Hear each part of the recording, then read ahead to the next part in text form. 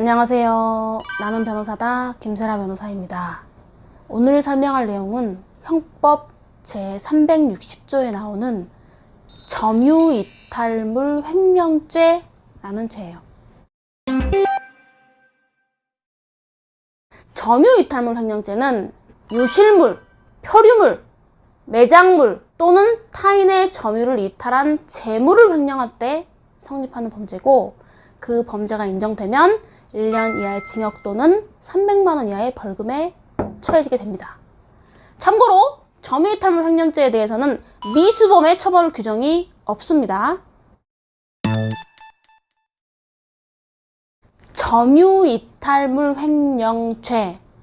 자, 일단 점유이탈물이 무엇인지 그리고 횡령이 무엇인지 이 두 가지를 정확히 알면 이 죄를 이해할 수 있는 거겠죠.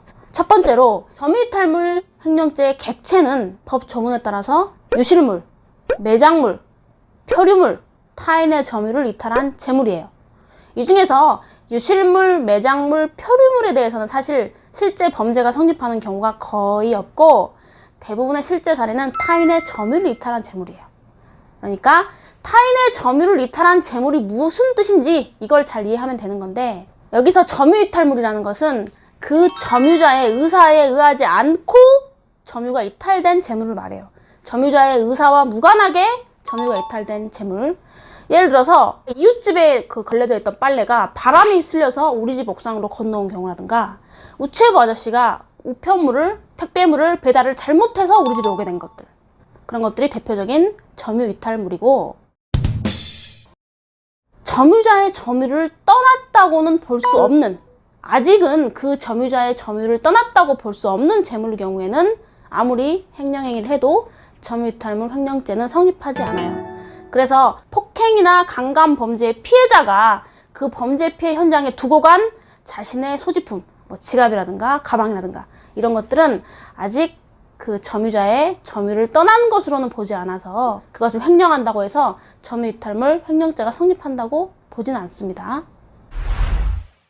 또 하나 참고로, 여러분, 무주물이라는 게 있어요. 무주물 말 그대로 주인이 없는 물건, 소유자를 알 수 없는 물건을 무주물이라고 하는데, 이 점유이탈물도 누군가의 소유에는 속하는 물건이어야 되기 때문에 무주물을 횡령했다고 하더라도 그것은 점유이탈물을 횡령한 것으로는 해석하지 않습니다. 점유이탈물 횡령죄도 횡령 행위를 그 행위의 본질로 하기 때문에 불법 영득 의사를 외부적으로 표현하는 횡령 행위를 하여야 합니다.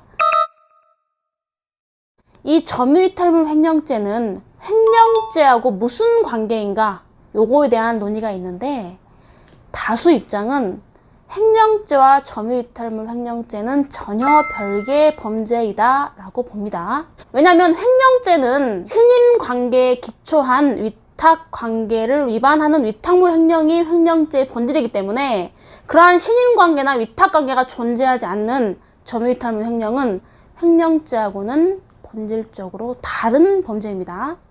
다만 횡령행위라는 그 구성요건, 행위 태양만 겹칠 뿐이에요. 또한 점유이탈물 횡령죄는 고의범이기 때문에 고의도 필요하고, 그리고 불법 영득 의사도 반드시 필요한 범죄라는 점도 유념을 해야 돼요.